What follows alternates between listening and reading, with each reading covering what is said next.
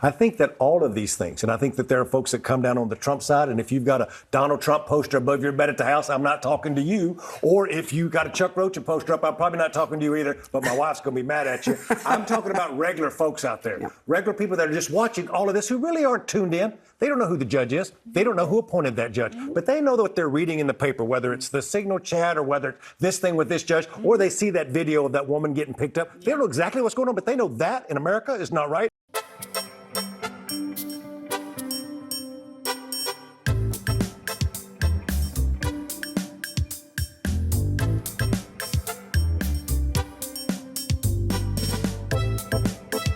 Hey, everybody. Welcome to an all-new episode of the Can We Please Talk podcast. As always, I am Mike Leon.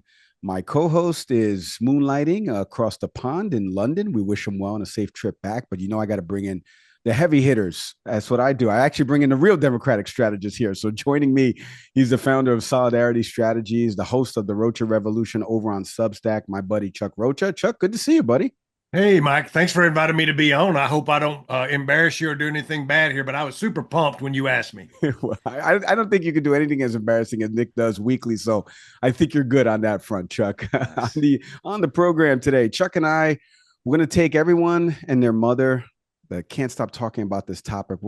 Chuck and I are going to dive deep on the president even ran to Scotland, Chuck, to get away from this topic, and that is Jeffrey Epstein. Chuck and I are going to give some hot takes on that.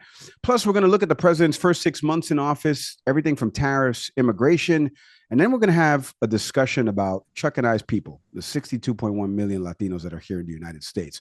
So, Chuck, tell everybody and our audience out here, because, it's funny enough, as I was coming onto the show, I had posted something on social media with my conversation with Johnny O, the freshman congressman, and I got a text message from a friend that said, another Democrat. And this is a guy who, voted for Obama and also voted for Trump, and I get this ire a lot of the times where it's like people tend to roll their eyes with this Democrat talking. We're going to get into some of it in a second, but tell the audience about your work in Democratic politics and the redneck Mexican who wears a cowboy hat, who's not a Republican, who's actually a Democrat. Tell everybody about yourself, Chuck. Look, I'm an outsider in my own party, but I'm a good outsider for a good reason. It's because I didn't come up through what most folks think about Democrats, hence why you probably get the reaction you get from people a lot of times about a Democrat. I've been running political campaigns for over 35 years, but I come at this from a very unique angle. As I went to work in a factory when I was 19 years old, I joined a union. That didn't mean I didn't work for the union. I was in a factory and I was a member of a union like most blue collar women and men across the country everywhere. And so I got to experience politics through working with my hands and understanding how public policy at some point started interacting with my job because NAFTA was being discussed in the 90s. We were a manufacturing plant. We made Kelly Springfield tires, and the union steward would come around saying, we got to call our members of Congress because they want to send our jobs overseas. I had just got this job. I was a teenage father. Like, this was my entryway into politics, not the normal way. And in all of my story, you never hear me talk about going to college, graduating from college. So I've never been to college. That makes me a real outsider in a party that is really, really focused on higher education. Not that that's a bad thing, but if you don't have a college degree, you don't sometimes can relate too much with this party. I've also lived a real life. I played football. I was in boxing. This accent and cowboy hat's not made up. I grew up in East Texas. I was a single father when I was 19, and I have a criminal record. And in my business, think about this. I never went to college. I've got a criminal record, and I was a teenage father and took full custody of my son when he was 60 days old. Any one of those things should keep me out of politics, and I'm all three of those things, and some would say have a big mouth. So that's how I got in politics. Yeah. Chuck, your story, I've heard it so many times, obviously, because we know each other, but it's always revealing to me because when you think of the typical people that are on the big three, the television networks that do these political panels, you always see these DC insiders and these strategists. And the biggest thing that I've always heard from people down here in Florida and Miami has been those folks are not relatable anymore. They live in the Beltway. They don't leave the Beltway, right? So they don't know anything outside of the Beltway. And I want you to kind of bring over here a little bit talking about how do you crack the democratic system, or how do you crack the strategy system space overall with solidarity strategies in terms of telling people, hey, I can help you with your grassroots campaign because we have people on the ground. We're going to help you build that coalition and this grassroots campaign, because I think that's what people want. They don't want these contrived politicians. They want people that like grew up in their areas, have similar backgrounds and stories. So give us a little bit of how you do that, Chuck. What you're talking about is what we call cultural competency. And being culturally competent could mean knowing about sports, living in a trailer house in East Texas.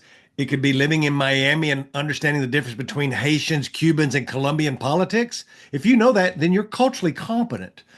A lot of these folks who run Democratic campaigns, I should begin by saying, are well-intentioned and good people. They actually, at every fiber of their being, want to help people, and they want to develop strategies that do help regular working class people. But sometimes, a lot of times, a majority of the time, they've been so removed what I'd call from the pain. They talk about their mothers and their fathers or their grandmothers and their grandfather who lived the life that I got to live. And because they didn't live that life, they got to take all the privilege of that, of going to college, getting a master's degree. I was at dinner the other night when somebody's like in DC, they don't even ask you where you went to school. They ask you where you went to school for your undergrad and then for your master's, because it's just expected of you, right? And again, that don't make you a bad person.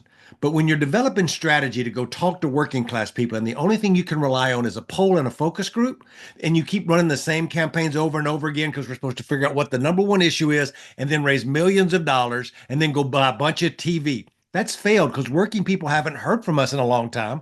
You bring in the internet and you have all this message being bifurcated over all these different channels. Then you have a whole group of people, a lot of young Latinos, which I know we'll get to in a little bit, who never hear that message. So how does solidarity survive if I'm outside of that? Mike, there's so much money in politics. It's become an industry. It used to be about electing the right people and they're going to serve America and they're going to fight for the little guy. Well, Donald Trump uses that rhetoric, but he could give a shit about the little guy. But we've quit talking about it altogether because we think we're smarter and we know exactly the policy to talk to you about. So I make a living around the edges. That means I work for the super PACs. I work for the party committees. I work for an outsider like Bernie Sanders. I work for some working class guy like Ruben Gallego, who I've known for 20 years, who hires me to help run his Senate campaign. And I cobble that together by, hey, all you businessmen out there and businesswomen, pay attention. The key to my success was keeping my firm small. Not never taking any venture capital, trying to grow into hundreds or thousands of employees, keeping it small enough for me to manage, never taking a loan. I ran my business like my mama used to run our checking account. We've only got so much money and we can only spend so much money, and ain't nobody going to give us a loan. And when you don't come from any privilege, it'll make you stay within your limits. And we've made a living outside of the box there. And the last thing I'll say is that both of my business partners are immigrants. So the immigration issue is very personal for me. But what Chuck Rocha should be known for at the end of my career is not working for Bernie Sanders or Ruben Gallego, but proving that you could hire black, brown, and diverse faces. And in my 16 years of having this firm, we've hired, trained, and paid 135 young brown and black and multicultural kids at my firm, more than every firm in DC combined. And if an old Mexican redneck from East Texas can do that, then every firm in DC should be doing it. Chuck, I'm telling you, your story is literally the embodiment of the American dream. And like you said, going through the trials and tribulations early on, you know, being a father at such a young age, working in the factories, it's this relatable story that you would think Democrats want to kind of cling on to and ride it like a magic carpet ride. But we're going to get into some of that in just a second. I want to transition. Let me because we're going to get into the Latino vote. And I want to talk about some of the ways that you're helping current campaigns on the ground, the messaging to Latinos. And I also want to incorporate some of the things I've heard in the boxing space, because I think the president has really done a great, and I say great loosely, a great job of talking to that UFC, that fight audience. He did that throughout the campaign, targeting males that listen to these bro podcasts, males that watch the UFC and they watch boxing. I work in this space. Some of our fighters have worn Trump trunks when they've gone out to fights worldwide on the zone. So we're going to get into all that in a second. But let me ask you, because one of the things we did a panel, you and I, back in March, and you and I agreed on something that Trump did during his first administration, which was Operation Warp Speed. You said, and I quote, you know, in this Democrat's opinion, it's one of the best things Trump has done in terms of rolling out this vaccine. We're not even going to get into the vaccine stuff like that, but what I wanted to talk about was there's policy there that we can agree with, and then there's things we can vehemently disagree with. So let's talk about the president's first 6 months. I mentioned it at the beginning of the show. The first 6 months so far, immigration, tariffs, the economy, and lowering food prices and things like that.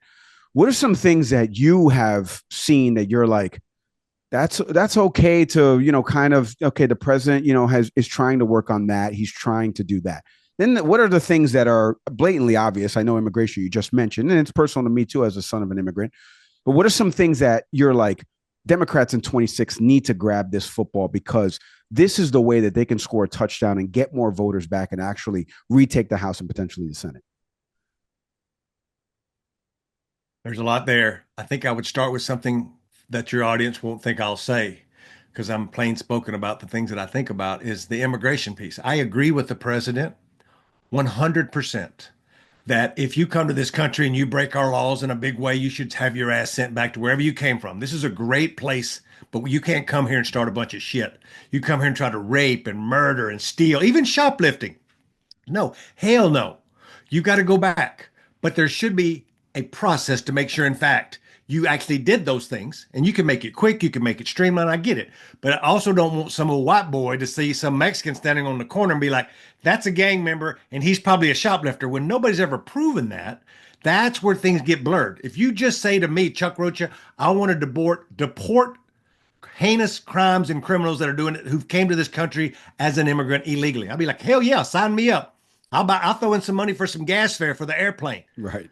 Most of America would agree with that. Democrat, Republican, or Independent. Here's where we went off base. And this is what we see in focus groups right now. Keep in mind, both of my business partners are immigrants. Lots of people in my firm are immigrants who've working under DACA, working under TPS. They have some kind of working permit.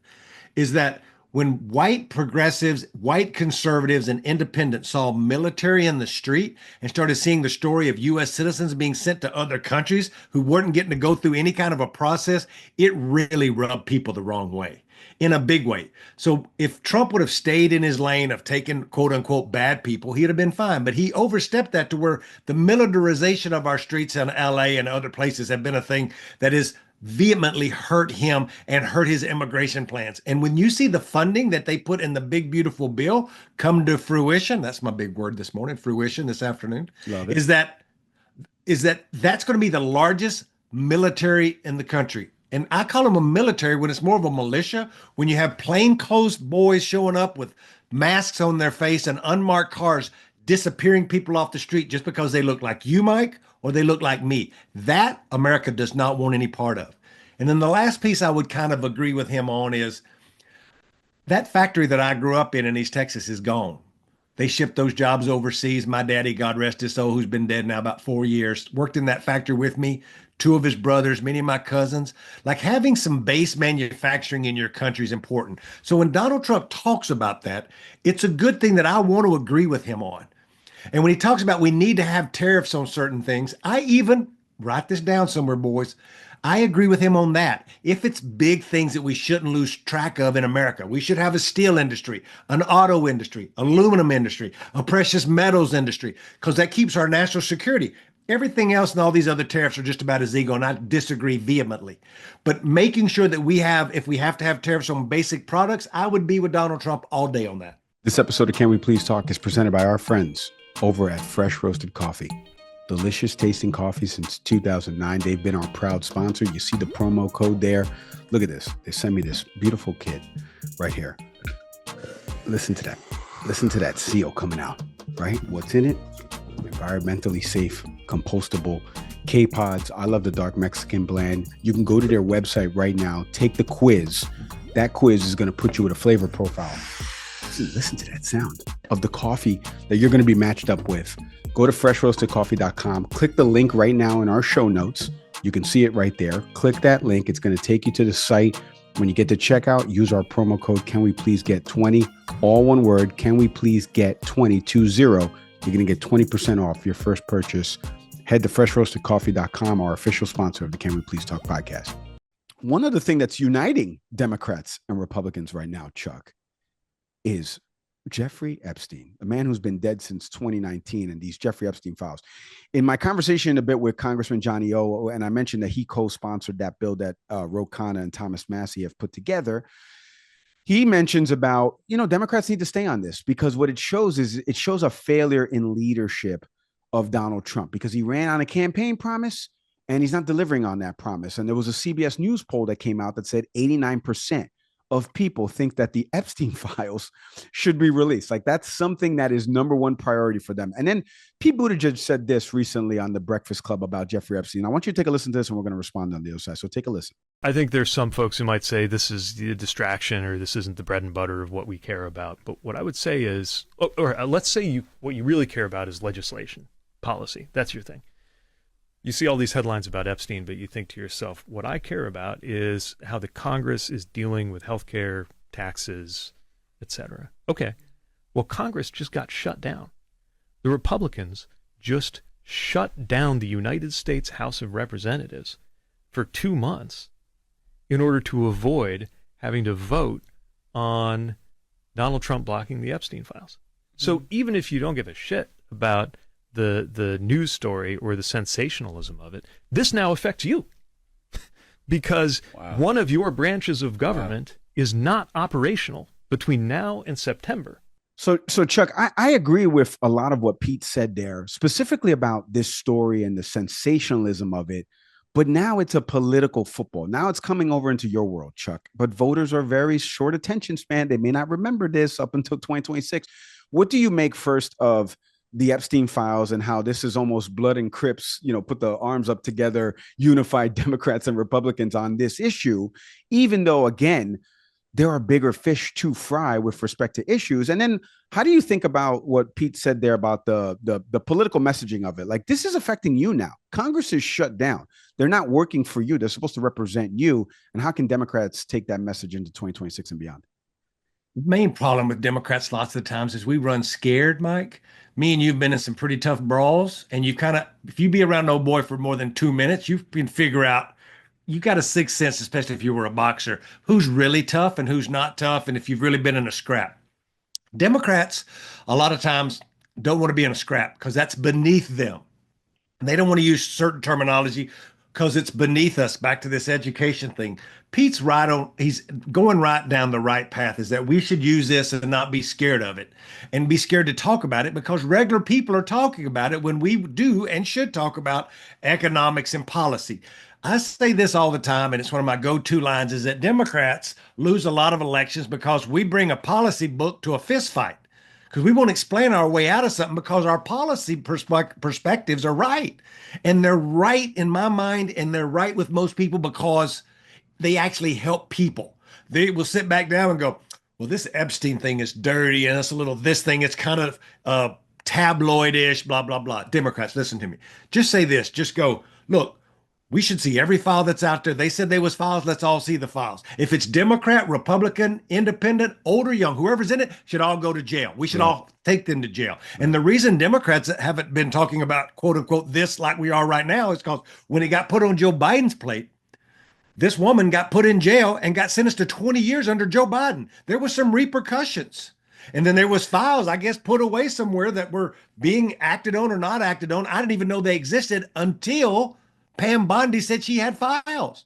And once she said that, then I was all in because I'd like to see what's in the files. Because once you start screwing around with little girls, little underage girls, I'm done with you. And I think that's the way much of America is. We could talk about Social Security and Medicaid all day long, but we're talking about children and children that were harmed. That should be first and foremost, no matter what the color of your skin or what your party is. That's why Democrats, we should be all in on holding people accountable. Couldn't agree more, Chuck. As a girl dad of 2 little girls, Nick has as well 2 little girls, 10 and 4 years old. So, Chuck, let's transition. Let's have a hard conversation here about our people. You mentioned our people, and there's obviously a lot of this element of immigration, and there's been some data I want to give you first about our people, and then we're going to have this conversation about our people. According to Pew Research, Trump won 48% of Latino voters in the 2024 presidential election. It's the highest percentage ever recorded by a Republican presidential nominee and a 12 percentage point improvement from his 2020 showing. Latinos made up 10% of Trump's coalition, up 7% from when he ran in 2020. Latino men went with a Republican for the first time. Trump even improved his share of support amongst Latinas by a 13-point margin, a swing even greater than that of Latino men. Now, again, Kamala Harris still won Latinos overall, but again, the percentage margin went considerably up if you look back from 2016 and 2020, since Donald Trump has been a Republican nominee across all of those years on the Republican side. All right. We're going to get into the immigration thing because I want to give you some data on immigration, but I want to start at a high level first here because there's an element in the Latino community about this machismo stuff and like this almost like you're a character, but I can trust you a little bit more, even though I'm not crazy about you. Do you know what I mean, Chuck? How would you explain to people out there why Latinos swung a little bit more to the Republican side in 2024? There's so many different things. I wish I could say, Mike, it was because they didn't wear their hat backwards or they didn't have the right color cowboy hat and it was just one thing, but it is so many things. Your listeners are political animals like we are. They watch lots of sports. Let me give you two more topics, two more subjects on all of the stuff that you gave us on Latinos that will shock people. Let's talk about the money spent by presidential campaigns and their supporting organizations to reach Latinos in just the last election. And what you described, Mike, was the movement between 20 and 24. If you go back two more election cycles, there's been a movement of almost 20 points overall, which is dramatic. But the Kamala Harris, Joe Biden, and their supporting PACs spent $58 million on Spanish language advertising. Now, that's just something for me to measure. For those of you at home, do Latinos speak English? Absolutely. Are there bilinguals that take in both? Absolutely. But if you're just measuring something, how much money did your campaign spend on Spanish? Well, Kamala Harris, Joe Biden, and her PAC spent $58 million. Now, they spent $300 million on English, so it wasn't apples to apples. But here's the key point that drives me crazy right now. Donald Trump spent $7 million. $58 million by the Democrats, $7 million by the Republicans. I'm not saying that wrong, and I'm not leaving out a decimal or however that works for all you smart college folks. That's $58 million to $7 million, and Donald Trump whooped our ass in every single county in America that had more than 20% Latino populations, almost by double digits. So he didn't just whoop it by a little, he whooped it by a lot. And we spent more money to talk to them and they still hated us. Now, that's normally not how it works. So that tells me, Mike, as just a political outsider who's been running campaigns for 36 years, I'm being kind of cute. I know a lot about this. You never lose an election when you outspend your opponent that much, unless your brand is completely broken. People do not like or trust you. And to your point, what do they see in him? Well, what we have found is that people weren't in love with the Republican Party. Some of them were in love with Donald Trump, but they weren't becoming Republicans. Many of them stayed Democrats but voted Republican, stayed independents but voted Republican. It's because the Democrats had done such a bad job to actually reach them and give them a compelling message about who they were. Now, it did not help that there was an old man who couldn't put a sentence together named Joe Biden, who was our stalwart standard bearer. So that hurt. When I was in focus groups with Latino men, I said, give me two words for Donald Trump. They'd say strong and crazy. Tell me about Joe Biden, old and weak. Old and weak always gets beat by strong and crazy. They knew there was a chance they were taking with Donald Trump. Some of this is going to come back, and I'll loop this into the immigration stuff to bite them and ask, because they've overstepped on that. They've done this in a really bad way that's going to end up hurting them with lots of Latino families, this and this cost of living stuff. But when you outspend people that much, you should win, and you should win by a lot. So that shows you that whatever you're doing is wrong. And let me throw another anecdote in here that your listeners won't know. Democrats, I wish I was making this up. Democrats spent $100 million on ad testing.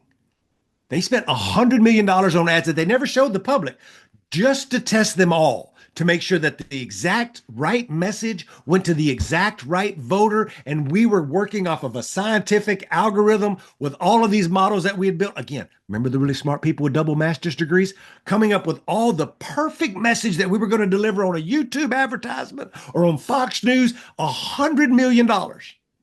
And then we underperform worse than we've ever underperformed. So no matter how many smart people you have in the bathtub and how many algorithms you have, sometimes it's just the basic two things. What are you going to do for me? And why is he so bad? Chuck, I want to piggyback on that perfectly because, being around a lot of these boxers and promoters, and a lot of them voted for Donald Trump. A lot of them have given him his support. I mentioned already, obviously, his relationship with Dana White in the combat sports space. He's already talked about having a UFC event at the White House.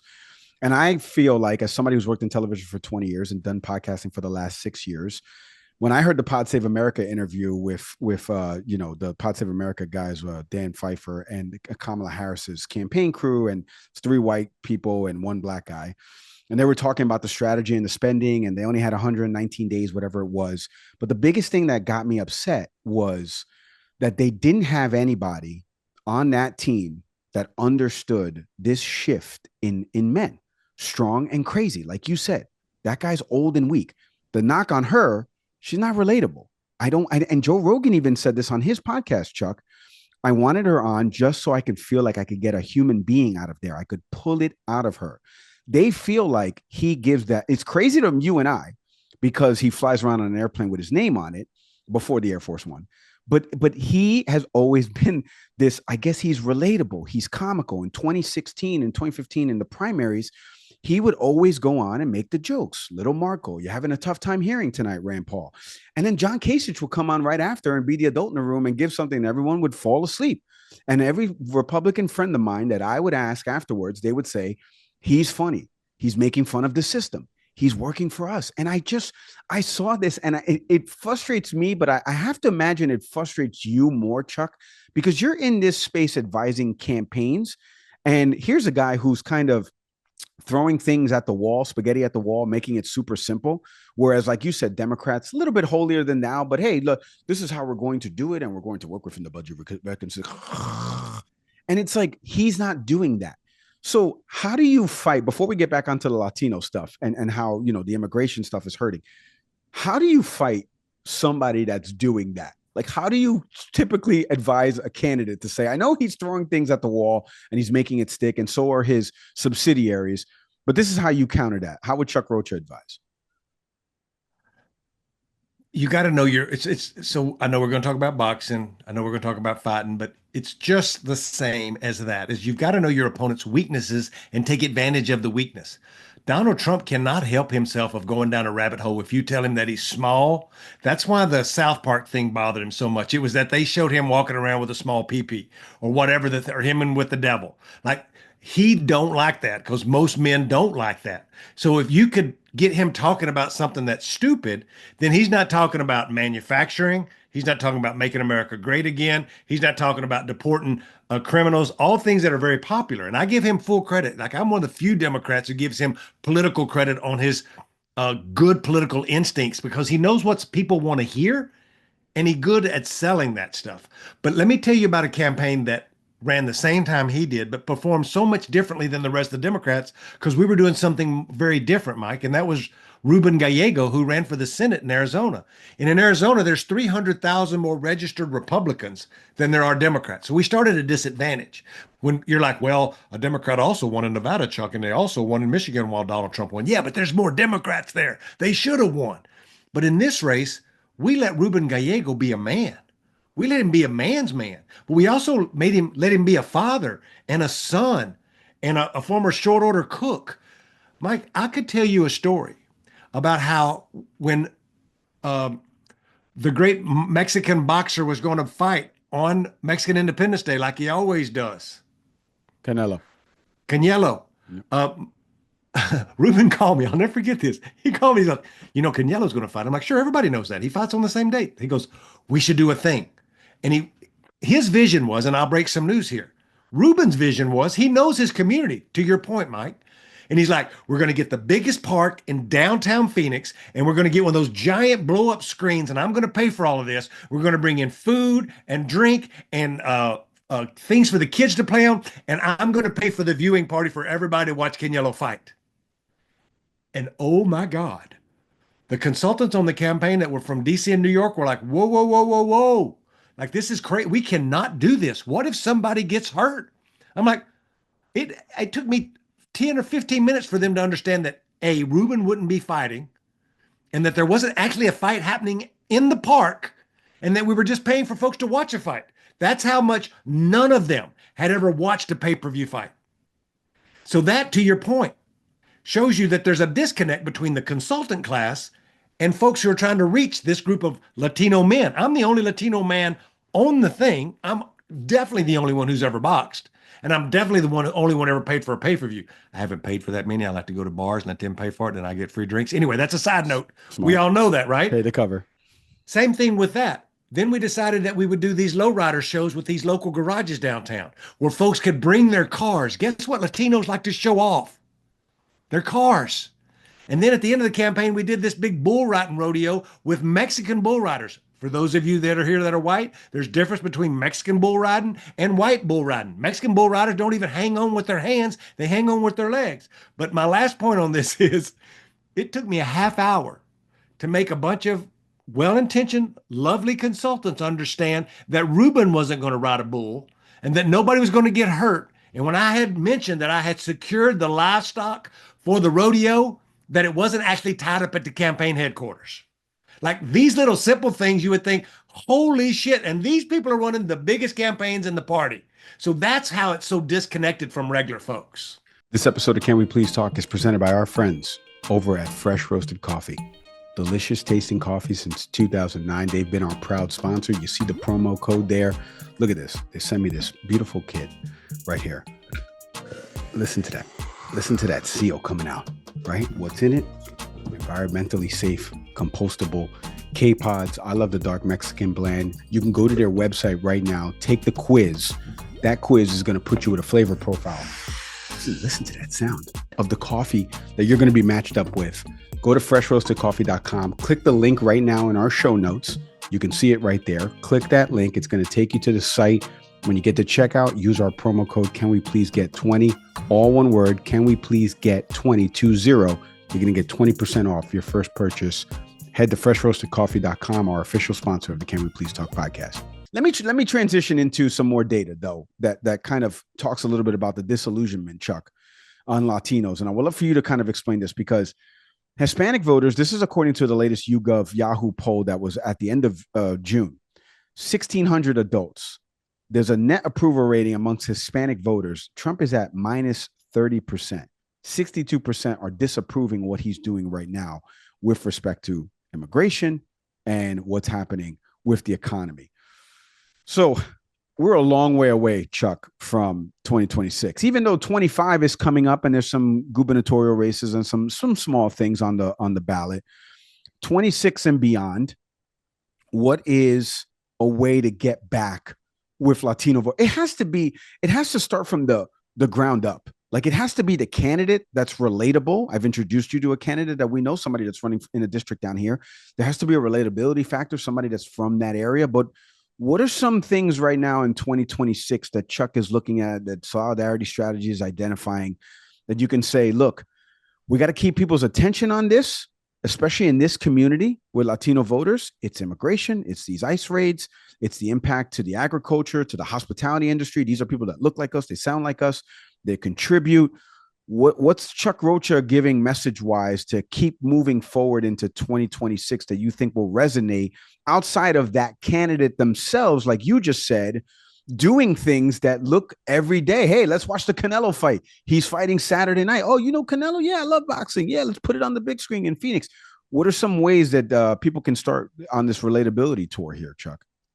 There's a lot of different answers to that because every race is a little bit different. But there's one thing that's really been bothering me the most, Mike, and we haven't talked about this yet, but this is part of the problem in the party, is that there's only a small group of people who get to give any advice to fix any of this. And I get a little bit of it, and I get to work for some great clients and some great PACs and some party committees, but it's the people actually working directly with the campaigns. That's the most lucrative work, Mike. Let me pull the curtain back a little bit here on political consulting. You can work for the super PAC and you can work for the party committee, and it's great money and it's great work, and I love to get it. And I'm super happy that they're hiring Black consultants and Latino consultants and lots of folks who understand, and they run the best ads and they run the most Spanish language ads. They run the best culturally competent campaigns because there's a lot of eyeballs on them here in Washington. Where this never happens is at the actual candidate, because the candidate gets to have an intimate relationship with that ad maker and their pollster. So that's a power that's with that congressional candidate or that senator who one day, guess what, Mike, may be a presidential candidate or a governor's candidate. And no matter what they do, they fail up with this candidate. They build a relationship. They don't want to fire them. If they make a mistake, they forgive them because they become buddies and pals. And on top of that, they get paid full commission. Unlike in the other areas where there's party committees and super PACs, there's a lot of work there. So we negotiate down our percentages. It's not as lucrative, but we're super happy to have that work. The reason I get in the weeds like that, Mike, is there's no Latinos at the candidate level advising or helping. Sure, I get to help Ruben, but that's because Ruben demanded it. Folks came in and said, you can't work with Chuck Rocha. He don't have any Senate campaign experience. That's what they said, Mike. And Ruben was like, Chuck ran Bernie Sanders' presidential campaign. Well, that's not Senate. I'm like, no, it was like running 8 Senate races because I had 8 battleground states that I had to staff and man. Anyway, this is how stupid we can be around this thinking of over education. But when you talk about what do you do to push back, if there's not one of us in the room, and there's very few of us, then there's never any pushback because folks are it's a business and they bubble wrap these candidates. The first thing they want to do with Ruben is make him be something he wasn't. Ruben demanded this strategy. I can take a lot of credit for a lot of Ruben's great ideas, and I say this in jest because I mess with him about it all the time because we're boys. This is another thing, Mike. Me and him are boys. So we grab ass. We'll hit each other. Like we're all like a bunch of men normally are around each other. That don't mean be a sexist asshole. That just be proud of being a father and a son and all the things, right? So when Ruben did this piece, they were like, you need somebody with more Senate experience. Well, if there's no way for anybody to get in and get Senate experience, then you have a great House candidate like your friend down in Miami. I have a great House candidate like I was really trying to get to hire me in Texas, another Latino that wears a cowboy hat, who's a great candidate. Both of them hire Kamala Harris consultants. They hire the consultants they're supposed to hire because they're the big deal of the consulting world and they're all owned by white people, or they were the Latino outreach operation for Biden Harris. And it always happens, and it's happened since my 36-year career. That's the real reason the vote has went south on us, is folks don't really understand. They get good enough because they're not stupid and they're good consultants to get close, but close ain't good enough when you're losing a little bit at a time over many cycles, Mike. Chuck, it's a shame to hear that because, and I can hear a little bit of the frustration in your voice. And again, I'm not even. It pisses me the hell off. I'm not even in that space. And I know you and I are on the television punditry side, but it's like these are one of the things I've even gotten pushback at. You've never run a campaign at all, and it's like, yeah, that doesn't mean that I'm not. That doesn't mean that I'm wrong because you guys don't know how to media buy. I've done that for companies, and I've done that way bigger than you've done. And FYI, we're on the same freaking panel, by the way. So like clearly I got here and you got there from your purview and I got there from my purview. So it is a little bit frustrating. Chuck, to put a bowl on the Latino vote overall and the community and the messaging and stuff like that. We talked about this targeting these males and this bromance with cracking this space. And I want to touch a little bit about, and I want you to promote the Rocha Revolution here because you have been very vocal about promoting this and you want to be this Joe Rogan of the left. There's always been this argument about this Joe Rogan of the left, which is hysterical because as you know, Joe Rogan was a big Bernie Sanders supporter. So obviously he was already on the left and has wandered his way center, maybe center right.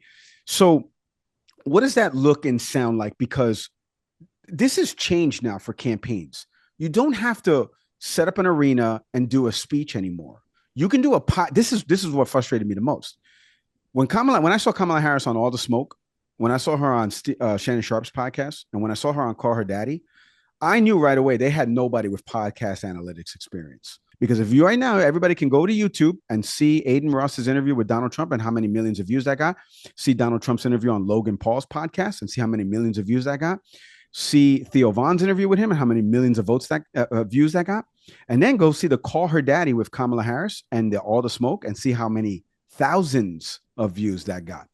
And it takes people to understand that we need to change in order to actually do this. So, Chuck, putting a bow on the messaging, putting a bow on Latinos, putting a bow on Trump wanting to do this strong talk to these male voters. We got to win these people back. You're trying to do something with that with respect to the Rocha Revolution and these conversations with people and humanizing folks. Tell our audience a little bit about this Substack and what you're doing here and what's your goal and aims and the hopes of maybe somebody on the Democratic side sees this, because Jamie Harrison's trying it and it's failing spectacularly, Chuck, in my opinion. So what's your goal with Rocha Revolution? Tell the people about it and how this is one way to bridge these conversations with the everyday folk out there. I want to create space. That's how these woke lefties say it now. I want to create space for men. I want to create space for Democrats. I want to show people what and how real conversations could be had. And I was worried to death, Mike, because I'm watching consultants who take campaigns and they're trying to make Democrats look manly, but they're trying too hard, and you can see right through it. And Mike, you're going to smile because you know what I'm talking about. They start showing up on podcasts. They're growing out their beard. They start cussing a little more, and you can tell they're uncomfortable cussing as it is. And you can't take a new baby pig and just rub a little dirt on it and make it be a mama pig. Like, it just ain't going to happen by rubbing a little dirt on it. What's going to happen is with real stories, real issues, and real things that make people comfortable. In a nutshell, and you've heard me say this, and I said it on this podcast already, is you can be the manliest of men, and I am the manliest of men in my opinion. I hunt, I fished, I boxed. These calluses on my hands are real. I lift weights every day.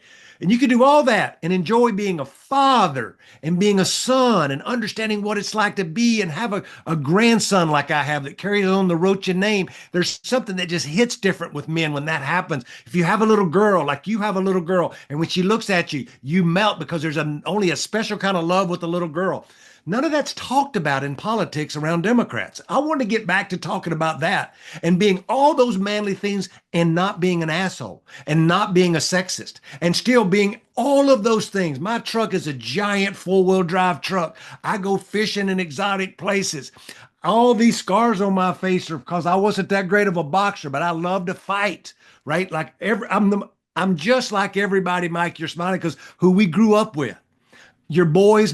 I am the grab asser. And I don't mean grabbing women's asses. Right. That means if I'm with a group of boys, I'm fucking with them. I'm hitting them in their ass. I'm just whatever their weakness is, I'm fucking with it because that's how I showed love to my boys. Well, in today's modern Democratic Party, that would be seen as toxic masculinity. Right. If you're leaning into being a man, bullshit is it ever. We got to get back to being the things that we are and still fighting for what's right. And that could be for women. That could be for men, whatever it is. It could be the environment, young men, whatever that thing is you love. Fight for it. We were programmed in our DNA to fight. That's why we love to watch MMA. That's why we love to watch boxing. That's why we love to watch a car wreck. That's why I grew up watching wrestling on Saturday night. There was no cable. I'm really old. And I love rooting for the good guy over the bad guy. And these big men coming out and throwing somebody over the top rope, fake or not fake. I was like, yes. And when the WWE was created, again, maybe made up, maybe not, what the hell ever, it was a culture that Democrats don't understand about the commonality of what this is for people. And when you're talking about laying hands on somebody, the most basic of things that all of us, every day my wife keeps me out of going to jail because I have gotten older and I've calmed down.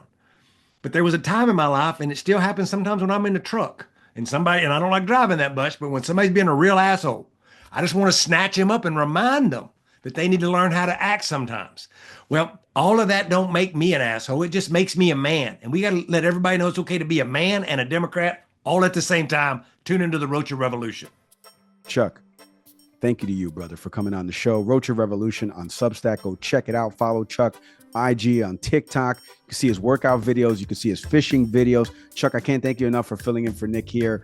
Continue success, buddy, and I'll see you soon on the CNN panel coming to you. Thank you so much, buddy. Thank you, my brother. Hey, everybody. Mike Leon from the Can We Please Talk podcast. Thank you so much for watching this clip. Do me a favor. Hit subscribe. Going to get more content from us over at Can We Please Talk.